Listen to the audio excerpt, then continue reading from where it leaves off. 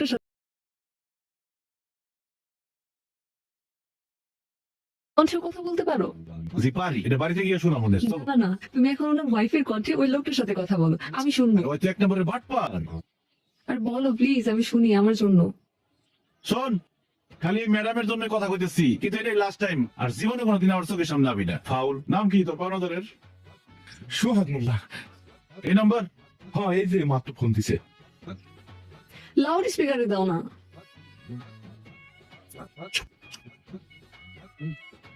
এই হারামজাদা শুয়োর, 3 বছর ধরে আমার টাকা নিয়ে ঘুরাইতেছো। আমার টাকা কই? আজকের মধ্যে টাকা দিবি, নইলে কিন্তু তো খবর আছে বললাম। হ্যালো, সোহেল তো বাজারে গেছে। আমি চমকি, তোমার ভাবি। ভাবি, আপনি চমকে তাতে আমার কি? আমার টাকাটা লাগবো, সোহেলের দেন ফোন। আরে টাকার হিসাব তো তুমি সোহেলের সাথে করবা। তার আগে একটা কথা কও, কালকে রাতেই তোমার এই স্বপ্ন দেখলাম, আর আজকে তুমি ফোন দিলা, ঘটনা কি? ভাবি, আপনি আমার স্বপ্ন দেখছেন? এই দুষ্টু, আপনি পে করতেছো কেন? সোহেল তো বাড়িতে নাই।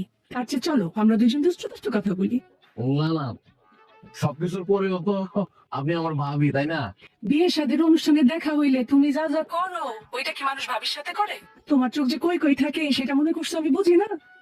ও, এগুলো তুমি ফলো করো না? আরে কেন লক্ষ্য করবো না?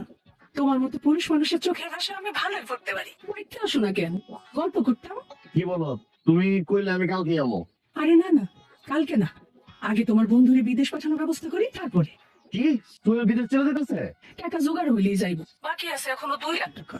2 লাখ টাকা জোগাড় হয়ে গেলেই আগামী মাসে সে সৌদি আরব চলে যাইব। এরপরে তুমি যখন খুশি তখন আমার বাড়িতে আসতে পারবো। এটা কোনো কথা? 2 লাখ টাকার জন্য যেতে পারতেছে না।